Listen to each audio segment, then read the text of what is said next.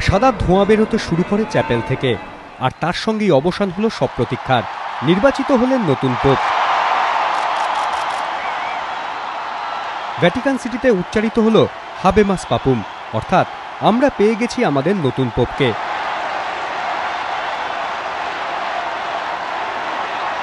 উল্লাসে ফেটে পড়লেন সেন্ট পিটার স্কোয়ারে জড়ো হওয়া প্রায় 10,000 মানুষ।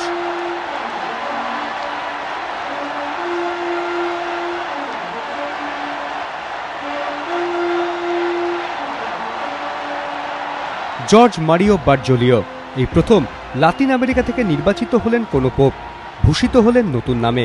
তিনি এখন পোপ ফ্রান্সিস।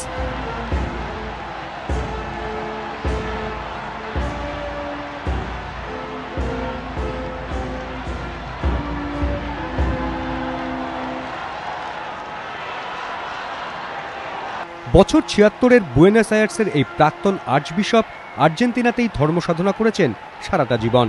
600 বছরের ইতিহাসে প্রথম কোনো পোপের পদত্যাগের পর এখন তিনি ভ্যাটিকানের পোপ, পোপ সারা বিশ্বের। Fratelli e sorelle, buonasera। ABP আনন্দ।